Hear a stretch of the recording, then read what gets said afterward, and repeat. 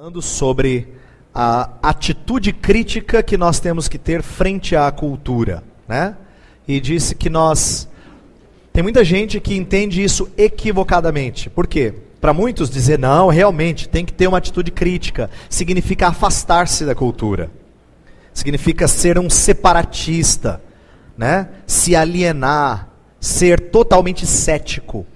E isso não é aquilo que nós vemos nas Escrituras. Nós vamos trabalhar com um texto agora.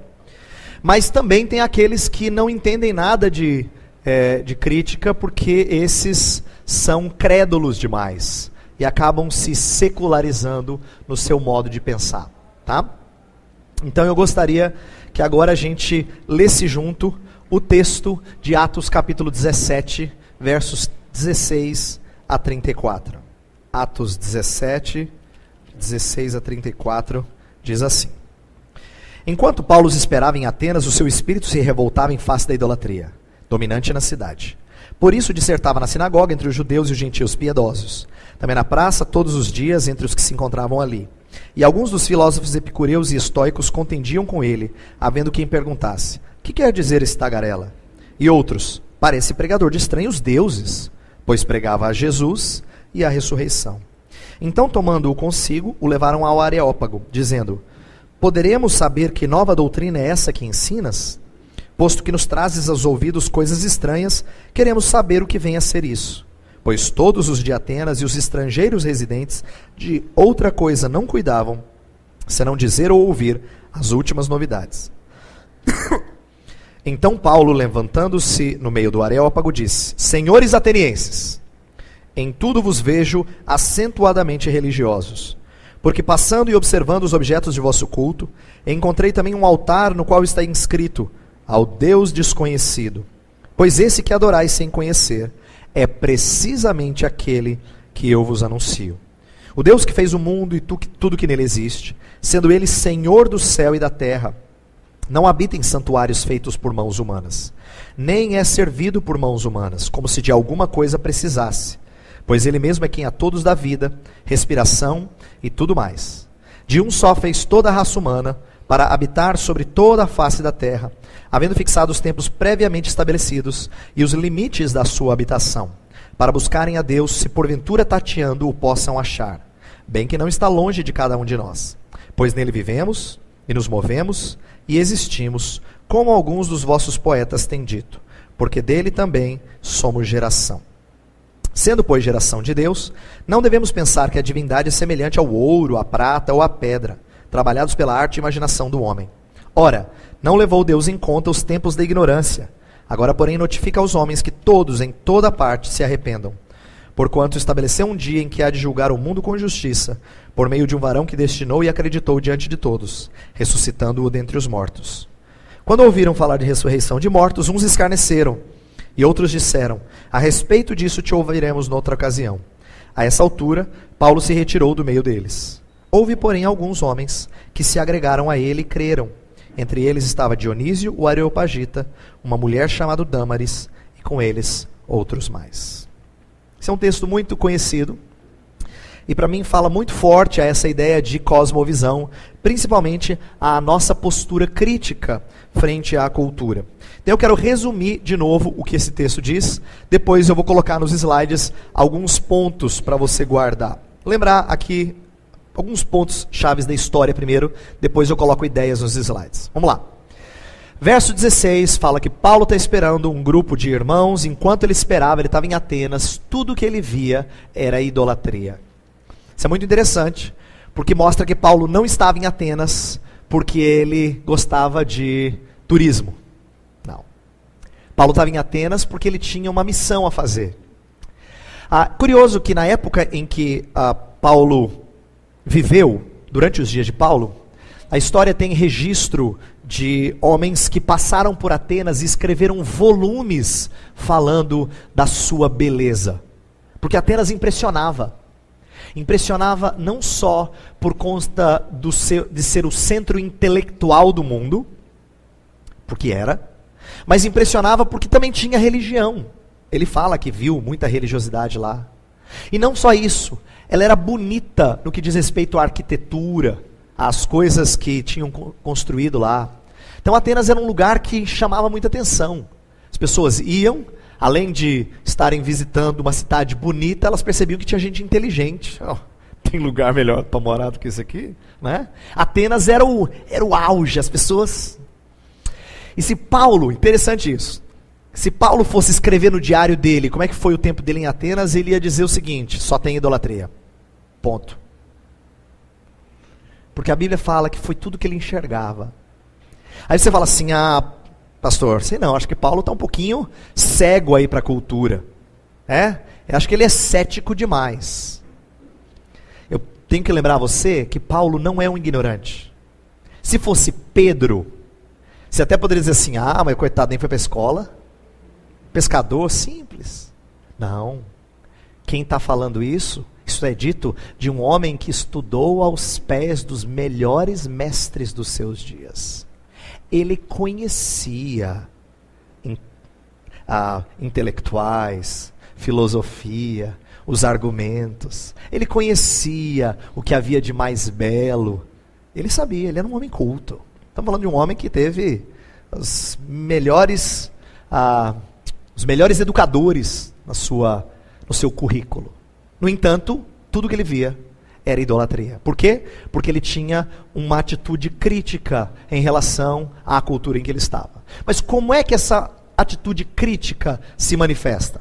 Como é que ela se mostra presente? E aí a gente tem que observar aqui que Paulo, ele não é uma pessoa que significa ser ácido o tempo todo.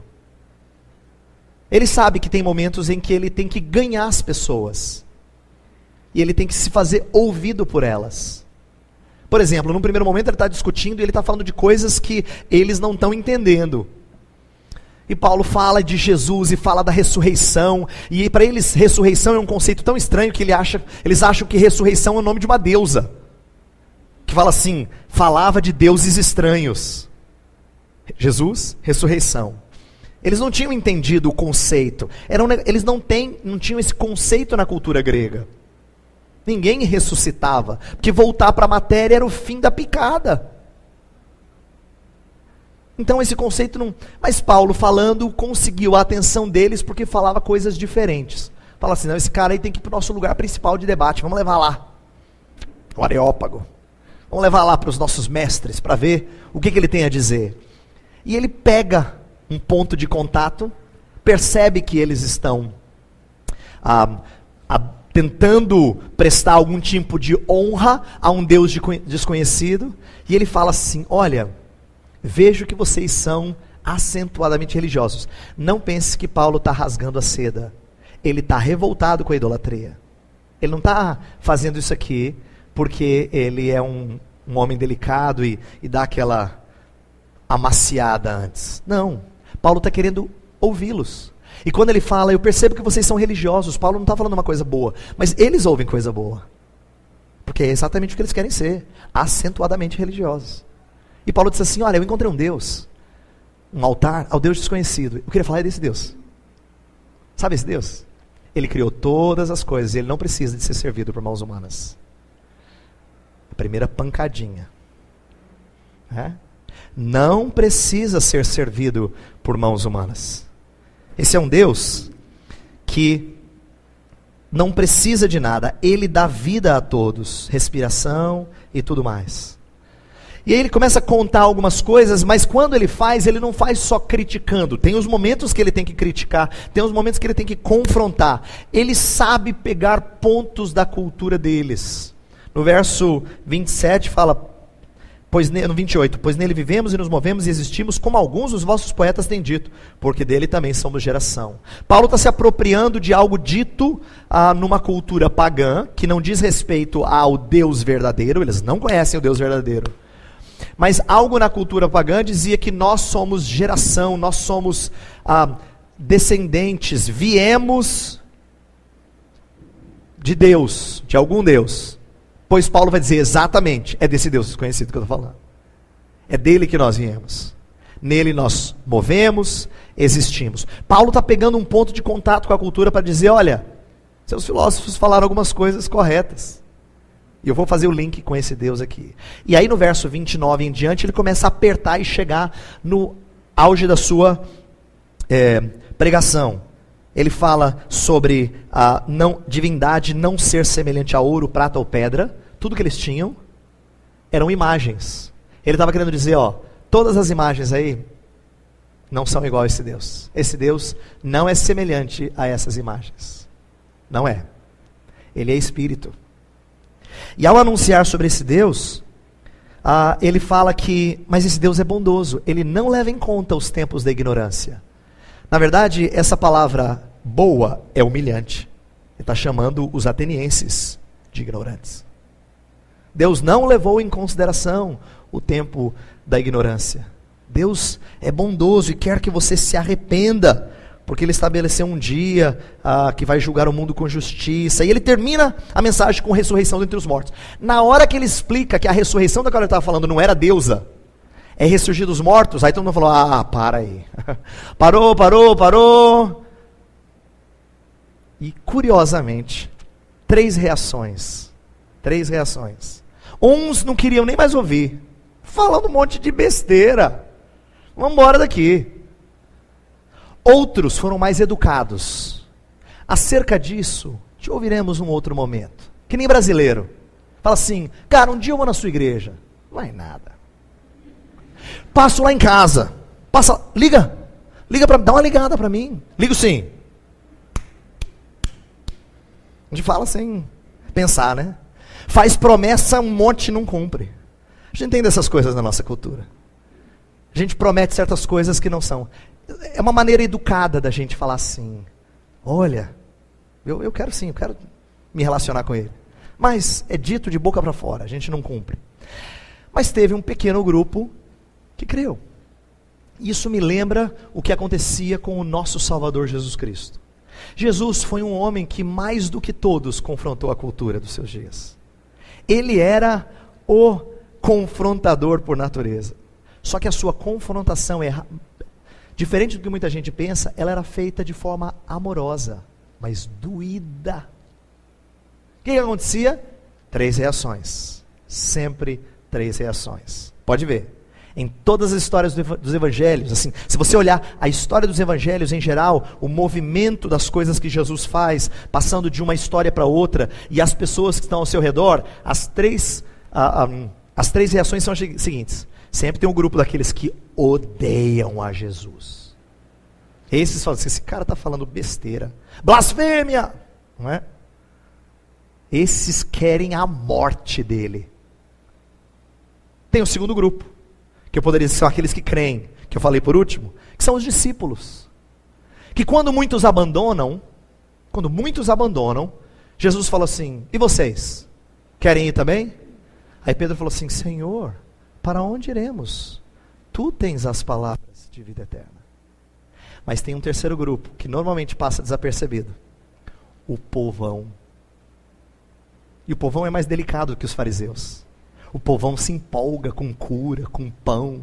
Eles vão atrás de Jesus. Quando Jesus multiplica pela primeira vez pão, diz assim que ele sai e vai para o outro lado, lá do lago e tal. E as pessoas procuram, cadê Jesus? Aí chega lá a turmona, o povão. Jesus, estávamos procurando o Senhor. Aí Jesus falou, eu sei que vocês estavam procurando, porque eu enchi a pança de vocês. Por isso vocês estavam me procurando. Eu sou o pão que desceu do céu e o que eu quero oferecer a vocês, vocês não querem. Vocês querem isso aqui, ó. Vocês querem que eu cure vocês, vocês querem que eu livre vocês das suas mazelas, das suas doenças.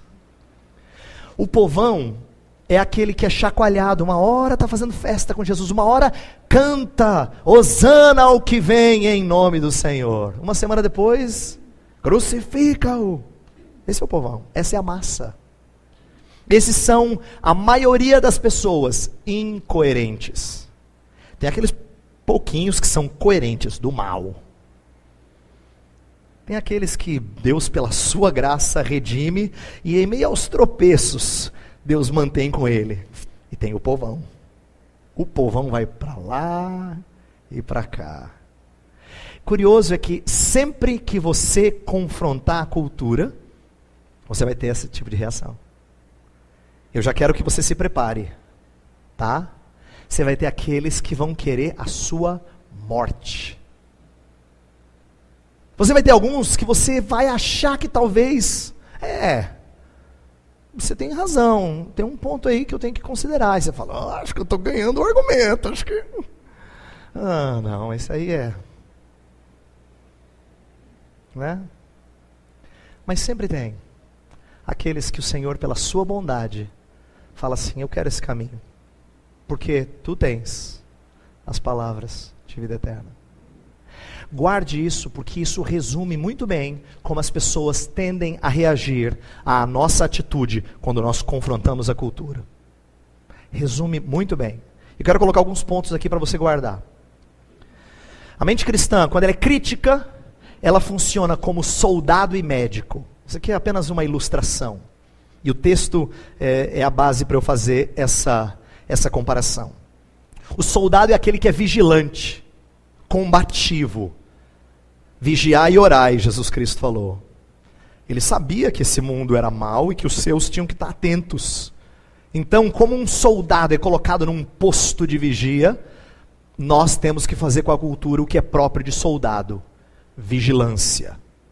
E quando necessário, e será necessário, temos que ter postura de combate. O que isso significa? Defende dos ataques de cosmovisões pagãs, evitando que nos amoldemos a elas. Quando nós somos bem treinados a uma mente crítica, nós nos defendemos desses ataques. A gente não quer se amoldar a esta era. Não vos conformeis com este século. Nós não queremos nos amoldar a essa era. O que a gente faz? A gente ataca ou confronta filosofias anticristãs. Aqui eu dou um exemplo de algo que remonta à palavra de Jesus, né? Jesus falou que nós somos o sal da terra. O sal tem múltiplas funções. Dentre elas, a que está mais clara no texto, é que sal serve para dar sabor àquilo que sem sal é sem graça, é insípido, né? Mas o sal tem outras funções, dentre elas de causar algum tipo de pureza, de higienização. Eu lembro quando eu era mais novo, e eu fiz uma maldade, eu já fiz essas bobagens, não pense que eu estou falando aqui que eu só fiz coisa. Eu briguei com meu primo e eu machuquei ele. Só que ele era muito grande, ele fez um drama, não tinha doído quase nada, mas fez um machucadinho. Eu lembro que fez. E aí depois dessa briga eu estava assim tremendamente arrependido, fui me esconder, depois tive que pedir perdão a ele. Quando eu criei coragem para pedir perdão a ele, estava lá a minha tia, nossa tia, colocando sal na ferida. E não tinha doído muito antes, mas na hora que colocou o sal, aí a gente ouve os berros, né? O sal, ele não é bem-vindo num mundo cheio de feridas. Por isso que quando você age como sal, alguém vai gritar. Alguém vai berrar. Só que quando Deus permite que o sal opere a sua função de pureza, é bênção. É bênção. E eu quero que você entenda que, como confrontadores da cultura, às vezes é isso que a gente tem que fazer. Posição de soldado, postura de soldado. Vigilante, combativo. Essa postura é a mais comum e a mais apreciada por aqueles crentes que vivem metendo o dedo em todo mundo. Eles gostam, é isso mesmo, pastor. Prega mesmo, eu preciso ouvir esses crentes aí, ó. Preciso ouvir. Só que às vezes falta a segunda postura, que é de médico. O médico, ele é prestativo. Ele é um pacificador. E Paulo aqui é médico. Por quê? Porque ele não está aqui porque ele quer chegar no Areópago e dizer para todo mundo: vocês são os tolos, que não entendem as coisas. Não é isso que ele quer. Me fiz judeus para com os judeus, gentil para com os gentios, a fim de ganhar o maior número possível. Paulo quer ganhar as pessoas. Ele é um médico. Ele se entristece com os que estão doentes. Jesus diz: eu não vim para os que são sãos, e sim para os que estão doentes. Assim como o Salvador tinha se portado como médico, não só de corpos, mas de corações, de vidas interiormente também. Paulo se coloca assim, como um médico. E esse texto mostra que Paulo não chega só para criticar a tolice da idolatria deles. A sua mensagem caminha rumo à redenção. Deus quer que você se arrependa e creia que Ele vai voltar, Ele vai ressuscitar, tirar você do poder da morte. Ele está receitando remédio. Paulo sabe ser crítico frente à cultura. E eu queria que você mantivesse essas duas posturas em equilíbrio. Difícil, hein? Difícil. A maioria de nós escolhe uma das duas. Você conhece aquele crente? O cara é soldadão.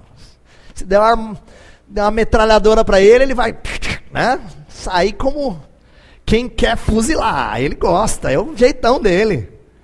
O pastor fala de ser soldado, ele diz, chá comigo.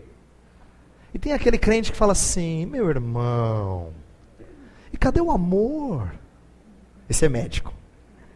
Né? Meu irmão, nós não podemos ser um ou outro.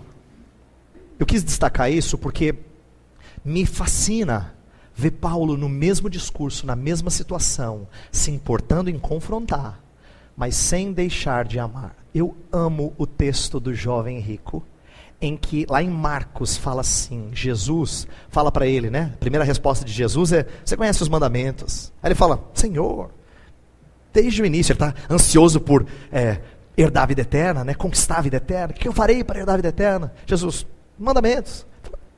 De letra, Senhor, desde a minha juventude. Aí o texto fala assim, Jesus, fitando-o, o amou e disse, vai, vende tudo que tem, dá aos pobres, depois vem e segue. Ele foi crítico, ele foi soldado, ele confrontou a idolatria daquele jovem, mas ele não fez para pisoteá-lo, ele fez com compaixão. Então, eu quero que você aprenda, que eu quero aprender, a sermos assim como Paulo foi, ser participante de alguma mudança que Deus opera na sociedade, é termos esse tipo de postura. Isso é que eu falei, sermos instrumentos de Deus para operarmos reforma em alguma medida. Não é possível sempre, nós não somos utópicos, lembra? Nós temos noção da queda, não dá para falar só de redenção sem antes falar da queda. Mas que nós queremos ser instrumentos de Deus para fazer alguma mudança onde Deus nos colocar. E eu não estou falando só de igreja.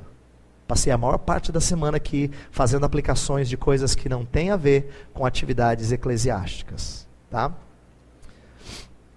Deixa eu falar agora de uma segunda parte, e eu vou falar dela, essa parte aqui é a última parte que eu tenho para hoje, mas ela é um pouquinho mais longa e a gente fala dela e fecha para algumas perguntas. Tá?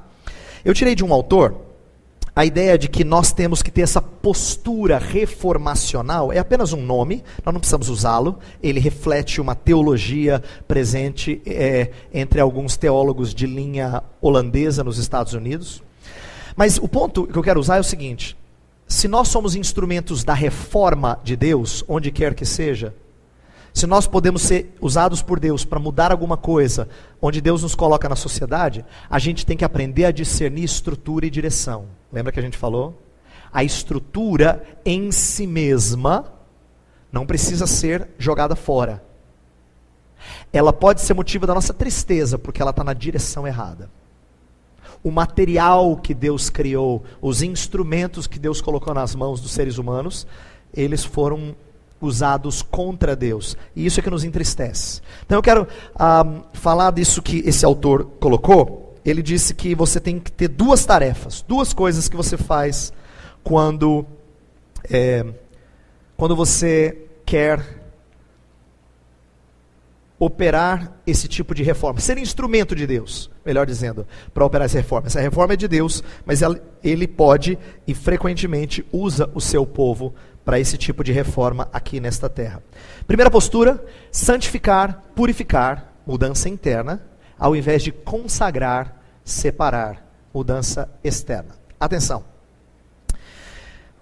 Muitas vezes, evangélicos usam uma linguagem do Antigo Testamento que não se aplica a obra de santificação que o Espírito Santo está fazendo em nós, não totalmente. No Antigo Testamento, Deus queria ensinar certos conceitos. Eu vou explicar isso para que você não tenha dúvida, espero ser claro.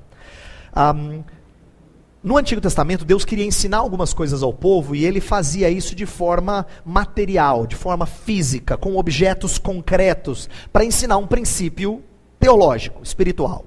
Então, por exemplo, Deus falava que haveriam de ser construídos, ou desenhados, desenvolvidos, fabricados, instrumentos para o uso do tabernáculo e depois do culto.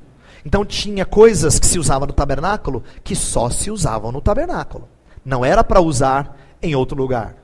Tinham os pães, que eram só os pães da proposição, que eram só para o tabernáculo. Não era para ser comido. Quando Davi e os seus comem dos pães da proposição, todo mundo acha que um absurdo foi cometido. Por quê? Porque eles eram reservados para o momento de culto. O fogo que tinha que estar lá dentro era específico, não se podia trazer fogo de fora. Quando Nadab e Abiú fizeram, padeceram. Porque algumas coisas eram para ser usadas especificamente para o culto. Deus queria ensinar que quando Deus salva alguém, ele tem que ter o propósito de louvor e honra ao Senhor. Só que tem crente que costuma pegar essa linguagem física, material do Antigo Testamento e transporta isso para o Novo Testamento. Tanto é que a gente ouve frequentemente a linguagem de consagrar, mas no sentido errado. Fala muito de consagração. E consagração para muitos significa sair de fazer alguma coisa que não era de crente e fazer agora alguma coisa de crente. Inclusive em relação a objetos ou a coisas. Nós somos assim. Então eu quero dar alguns exemplos. Você já viu crente que diz assim, não toca música secular nesse violão não, ele é consagrado ao Senhor. Esse violão é consagrado ao Senhor. Quer dizer, ele foi consagrado só para tocar música de Deus. Né? Quer dizer, música evangélica. Ou se não, sticker assim, né, no carro. Esse carro pertence ao Senhor Jesus. A impressão que dá é que Jesus fala assim, dá licença aí, deixa eu dirigi-lo, que eu preciso ir para tal lugar. Quer dizer, pode carregar descrente? Não sei, pertence ao Senhor Jesus. Em que sentido pertence ao Senhor Jesus? E presta atenção, alguns levam ao extremo a ponto de dizer, não, é só para fazer o trabalho do Senhor. Ele não pode te levar para o supermercado ou para... Mas a gente paganiza certas coisas ou considera elas erradas. Isso aqui me lembra o caso das carnes sacrificadas a ídolos. Eu falei já disso antes, rapidamente, mas eu quero usar um outro aspecto desse texto. Em Romanos 14, 15, 14, o capítulo inteiro, e parte do capítulo 15, Paulo está tratando desse assunto também, que ele tratou em Coríntios. E lá ele fala uma coisa curiosa, Romanos 14, verso 14.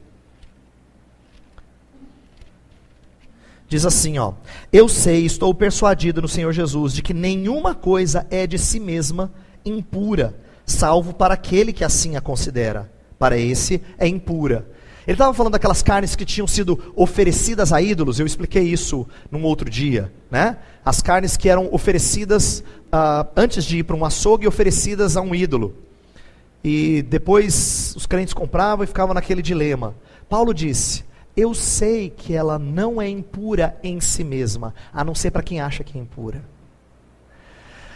Paulo está dizendo, existe uma bondade nas coisas que Deus fez, que só é má quando o homem a usa negativamente. Ele está tentando mostrar que o violão não é santo porque toca a música de Deus. Nem o carro é santo porque leva missionário para lá e para cá. Que bom que eles são usados para isso. Mas eles não se tornam santos porque fazem isso. Mas essa é uma mentalidade de trazer os instrumentos do tabernáculo, do templo, e aplicá-los aqui. Eu quero ler uma citação desse autor de quem eu estou tirando essa ideia, que dá um exemplo interessante. Ele fala do catolicismo, mas eu acho que algumas coisas que ele fala aqui se aplicam perfeitamente a evangélicos. Olha só. Uma cosmovisão dualista que a gente está falando desde o começo, é o nosso problema evangélico como um todo, que estabelece uma divisão básica entre sagrado e secular, santo e profano, restringe a santificação e a obra do Espírito ao domínio sagrado e santo, normalmente a igreja institucional, e permite consagração apenas, alguma conexão com o sagrado para o restante da vida. Em alguns círculos católicos romanos, por exemplo, um carro ou um celeiro, ou mesmo um novo empreendimento pode ser consagrado se um sacerdote, o representante da igreja, borrifar água benta nele. Ou a instituição do casamento pode se tornar santa ao ser declarada sacramento, ou ao ser celebrada na igreja. Só mediante essa elevação sacramental das coisas no mundo natural, esses cristãos sentem que podem colocar questões seculares em contato com a graça de Deus. Porém, essa consagração está muito longe da santificação interior de negócios ou da vida conjugal que a Bíblia requer. Se essas áreas da criação devem ser verdadeiramente restauradas, precisam se tornar santas de dentro para fora, com base no que exclusivamente são.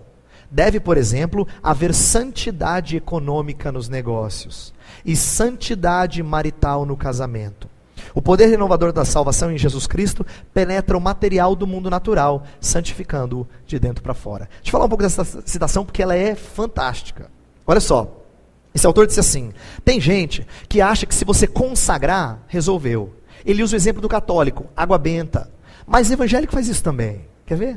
O evangélico fala assim: pastor, vou abrir um negócio lá no shopping. Queria que o senhor fosse lá, fizesse um culto, te consagrar aquilo para o senhor, né? Se o senhor lá fizer uma oração, a gente fizer um culto, vai ser uma bênção. É errado fazer culto no trabalho na hora de inaugurar? Não. Só que a mentalidade de muitos que pedem assim é que se não fizer isso, vai dar problema. Deixa eu consagrar. E sabe qual é a impressão que ele tem? Se está consagrado, está nas mãos do Senhor. Se está nas mãos do Senhor, é sucesso, meu querido. Sucesso. Bênção. Só vitória. Presta atenção. Eu estou falando isso aqui porque isso aqui é sério. É a mentalidade de alguém que acha que um ritual tornou o seu lugar de trabalho, ou de repente um apartamento. Acabei de comprar um apartamento, acabei de comprar uma casa. Queria tanto que a gente fizesse um culto lá de inauguração. Não tem problema fazer culto de gratidão a Deus, problema nenhum. O problema é quando a gente acha que isso torna o local santo. E o que esse autor está dizendo é, olha, não é isso que santifica alguma coisa. Isso é mentalidade dualista. É você pensar que se você fez o ritual, se você faz o culto, se faz a oração, o pastor pede para abençoar, maravilha. Não, essa santificação do qual a Bíblia fala, ela não ocorre só externamente. Pelo contrário, ela não tem que acontecer fora. Ela tem que acontecer dentro. Então, quando é que o negócio que acabou de ser aberto no shopping pelo irmão pode ser santo? Quando em tudo o que ele faz nos negócios é santo. Quando tudo que ele faz no tratamento dos seus funcionários é santo. Quando tudo que ele faz na divulgação do seu comércio é santo. Quando cada negociação que ele vai fazer com fornecedores ou com quem compra é santo. E eu te garanto, tudo que eu acabei de dizer é muito difícil. Porque, de novo, a gente volta a fazer do jeito que todo mundo faz. A gente nem sabe como é que é ser santo na hora de vender. Como assim, pastor? Eu tenho que vender, pastor. Senão eu não pago as contas no final. Nós não estamos acostumados a pensar nisso, não é? É um negócio meio estranho isso. Pensar que nós temos que ter santidade econômica nos negócios. Ou santidade marital. Ele está usando aqui do casamento porque ele diz, tem gente que acha que casou na igreja abençoou, já viu? A pessoa nunca vai para a igreja, vai falar, mas eu quero casar na igreja, tão bonito. Quero casar na igreja. Que mentalidade é essa? Você casou na igreja? É abençoado. É a mentalidade dualista. Você fez o rito, bênção. Mas a gente sabe que não funciona assim. Esse mundo está repleto de casamentos fracassados. Porque um casamento só é bênção quando ele é santificado de dentro para fora.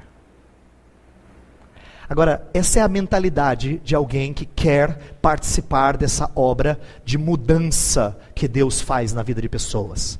Deus não muda, atenção agora, Deus não santifica a estrutura, Ele santifica pessoas. E pessoas santas podem operar reforma para que estruturas sejam menos maléficas do que já foram. Ele pode fazer isso.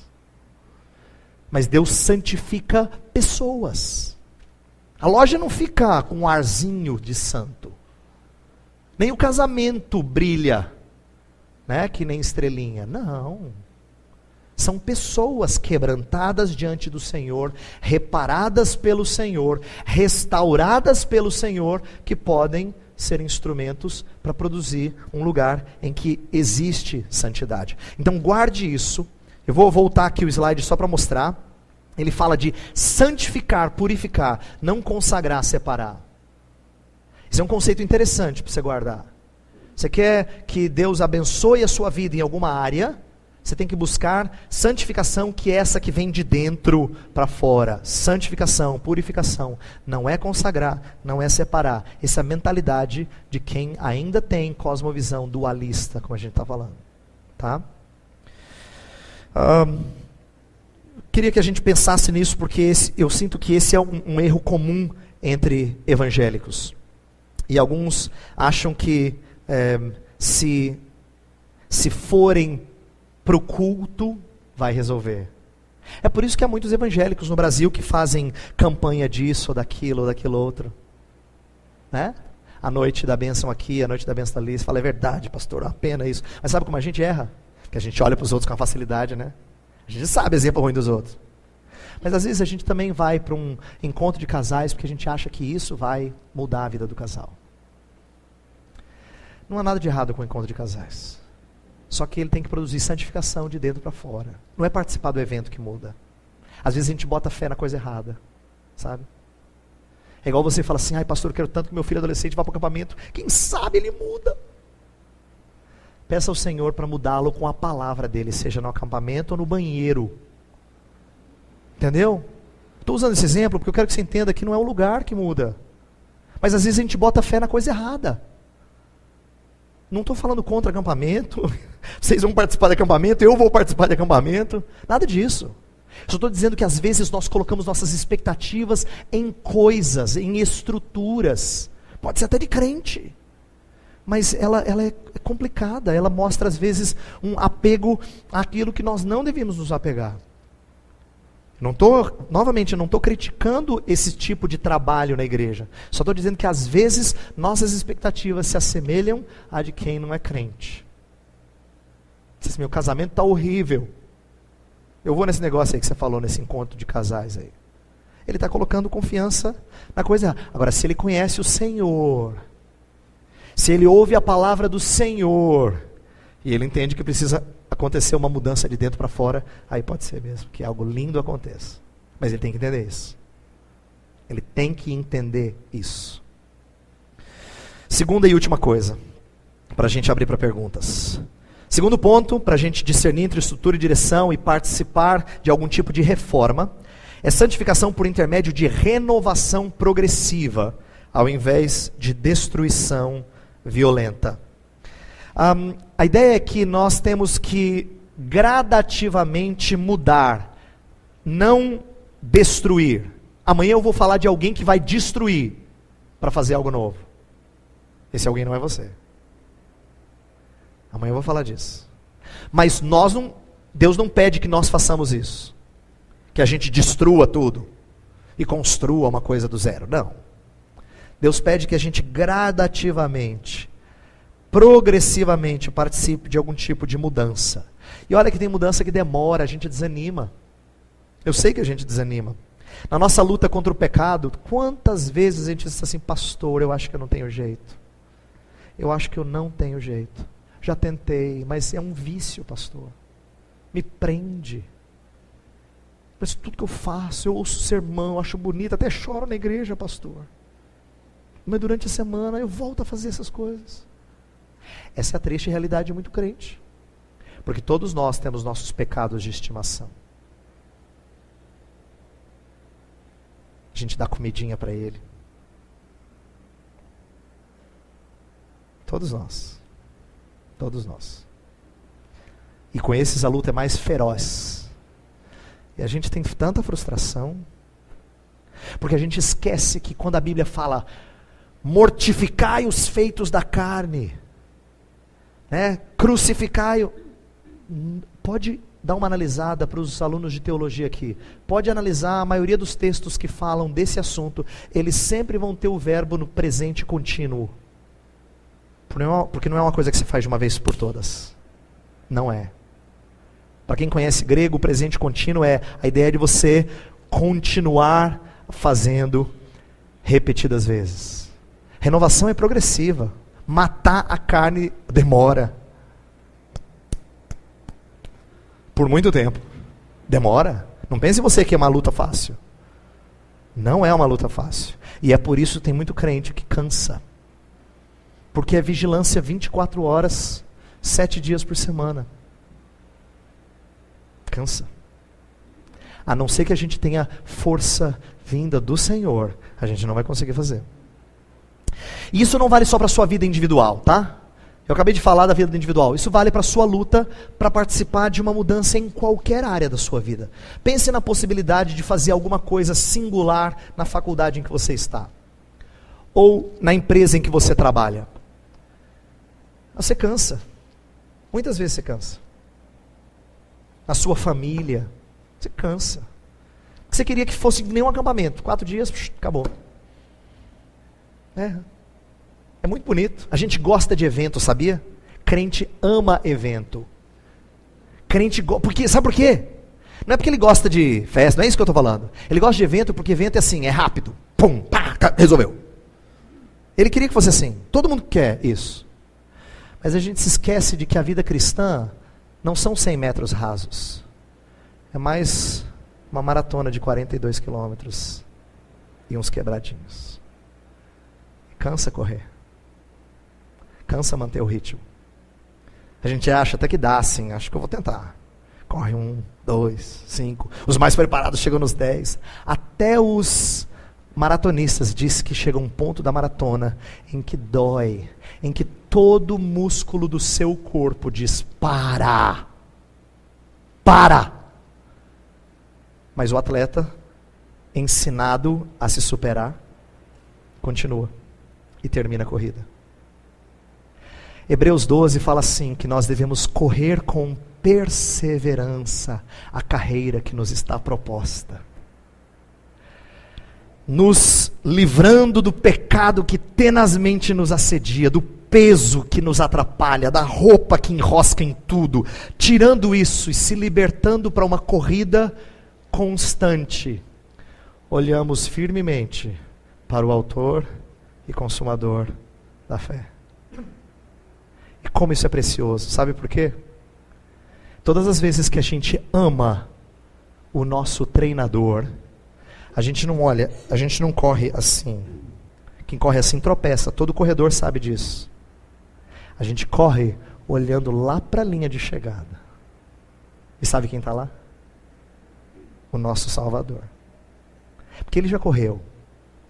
Ele já fez, ele já tornou a corrida possível. Se ele não corresse, você não conseguiria. Mas ele deu o seu espírito para que você corra com perseverança, olhando firmemente para o autor e consumador da fé. Eu quero que você guarde isso, porque perseverança é uma das lições preciosas que a Bíblia tem e que falta ao crente quando ele sente o peso da dificuldade de mudança.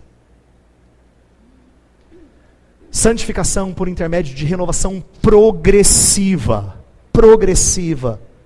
Não dá para destruir tudo e fazer tudo do zero. Só um faz isso. E não é você. Só um faz isso. E eu vou falar dele amanhã. Para a gente hoje basta que a gente creia que ele tem, aquele que começou boa obra em vós, há de completá-la até o dia de Cristo Jesus. Fique firme nessas promessas, tá bom? Vamos ter um momento de perguntas. Antes das perguntas, vamos orar? Depois daquilo que a gente ouviu hoje, para mim é precioso. Algumas das coisas que eu disse aqui eu não tinha nem escrito. Não imaginei que elas seriam conectadas com aquilo que eu preparei. Mas elas são edificantes, elas são encorajadoras para mim e certamente são para você, se você ama o Senhor. Então eu queria que você se curvasse diante de Deus e falasse: Senhor, tem áreas da minha vida, não só pessoais, mas do contexto em que eu vivo, igreja, trabalho, escola, família, que eu tenho cansado muitas vezes. Eu preciso de força vinda do alto.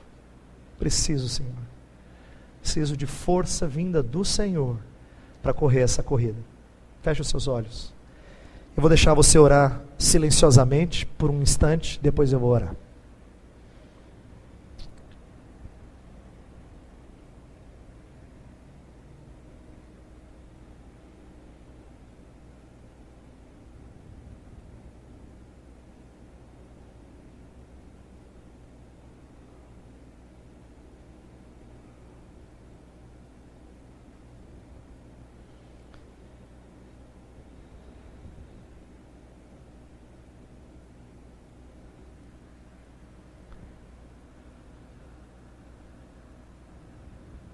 Pai Celestial, nós te agradecemos pela Tua palavra que nos encoraja dia após dia.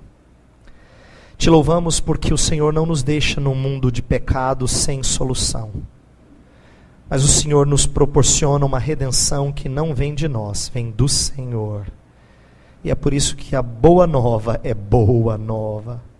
É por isso que o Evangelho é tão encantador. Porque ele nos ensina acerca daquilo que o Senhor faz em nós e daquilo que o Senhor nos habilita a fazer. Nós te louvamos porque o Senhor deu possibilidades a uma vida mudada através do teu Filho Jesus. Te louvamos pelo teu Filho. Ó Deus, nós exaltamos a Ti, ao teu Filho, ao Espírito que hoje habita em nós e nos permite correr essa carreira que está proposta. E nossa oração é que o Senhor nos dê forças, perseverança. O Senhor nos ajude a não desanimarmos, mas cremos que o Senhor pode utilizar cada um de nós que ama o Teu nome para salgar o contexto em que está. Para trabalhar de tal forma que nós possamos, ainda que pouco, reformar alguma coisa ao nosso redor. Ó Deus, restaura-nos, redime-nos, para que sejamos instrumentos do Senhor. Oramos em nome do Teu Filho Jesus. Amém.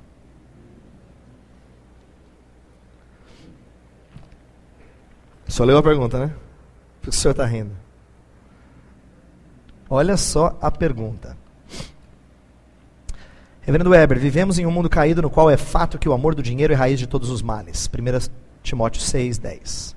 Kuyper e outros ensinaram que numa cosmovisão cristã reformada, o Estado deve salvaguardar a soberania das esferas. Nesse contexto, no seu entendimento, qual deve ser o papel do Estado na esfera econômica?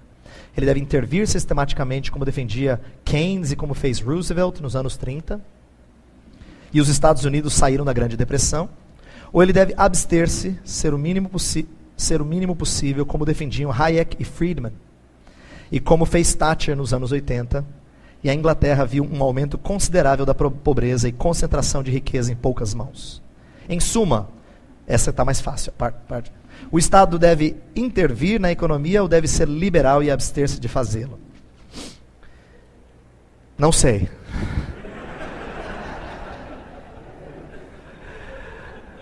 Deixa eu ser bem franco com vocês, dizer o seguinte: eu gostaria de conhecer dessas coisas, mas Deus me fez só estudioso da Bíblia, é só o que eu sei fazer. Mas eu acho que Deus me deu uma missão e eu sou feliz da vida por essa missão. Eu queria colocar princípios no coração de gente que conhece disso mais que eu. Eu não tenho a melhor proposta econômica, mas talvez quem fez a pergunta tem. Por quê? Porque ele estuda esse assunto há bastante tempo. Ele precisa de uma cosmovisão sadia, para ele começar a articular qual é a melhor saída, o que reflete melhor os princípios da palavra naquela área. E isso vale para todas as outras. Se alguém aqui da área do direito, um jurista, me perguntar: o que o senhor acha do fulano de tal ou do ciclano? Eu vou dizer: eu não sei. O que eu sei é que essa cosmovisão muda a maneira como você faz direito. E o meu desejo não é eu fornecer as respostas num contexto de jurista. é que você que estuda advocacia, faça isso a partir dessa cosmovisão.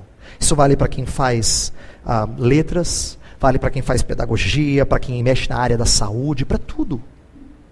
Como é que eu reflito verdades de Deus nesse contexto? Como é que eu considero princípios da palavra nesse contexto? E eu não tenho as respostas, e eu preciso dizer isso para que vocês entendam a minha limitação. Realmente, eu não sei, eu não articulei o que eu estou falando em todas as áreas, eu não sei. E eu acho que eu nunca vou saber. Mas meu propósito é tentar ajudá-lo a pensar desse jeito na sua área. Eu quero aprender com vocês, e eu estou falando sério aqui. Eu amo a ideia de Paulo quando ele fala assim para os romanos: eu desejo muito visitar-vos para compartilhar um dom espiritual. Aí ele fala assim, ou melhor, para que reciprocamente sejamos edificados. Eu queria usar esse texto de Paulo para vocês hoje. Eu estava pensando em vir para cá e compartilhar algum dom que eu tenha, mas aí eu pensando bem, para que reciprocamente sejamos edificados. Eu preciso aprender com você.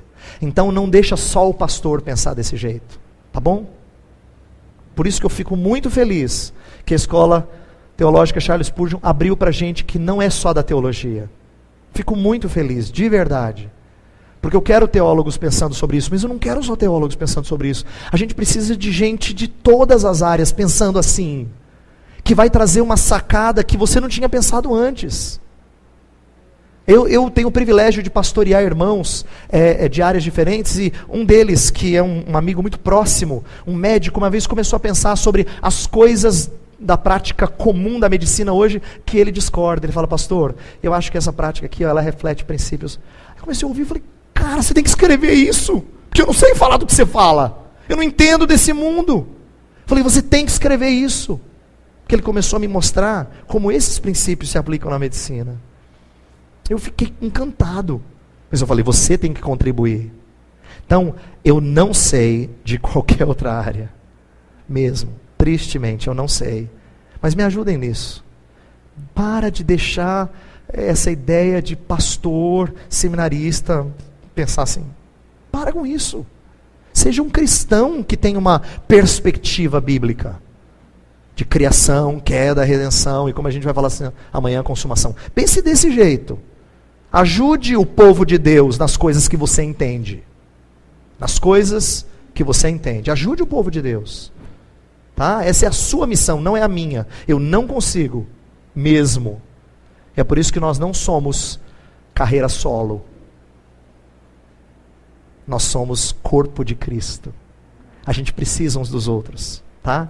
Então, me desculpe, minha resposta é pífia, porque eu não consigo falar das diferentes linhas. O que eu quero de você é que você pense nas diferentes linhas.